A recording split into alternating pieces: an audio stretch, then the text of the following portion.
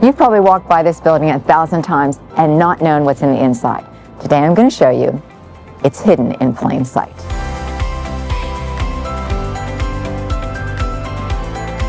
What a great place to live. This unit, once you get inside, is so quiet, but you're so close to everything. Grocery shopping, coffee, activities. You're walkable to everything, and that's what everybody wants, a walkable neighborhood.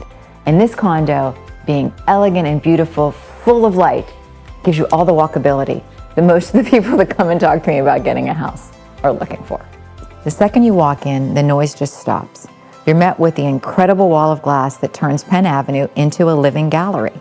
It's vibrant, it's alive, but from up here, it feels like your own private world. I love this kitchen because it's where everything slows down. Imagine watching the sunset over the rooftops while you're winding down at the island. It's the perfect mix of modern life and the Strip District's industrial soul.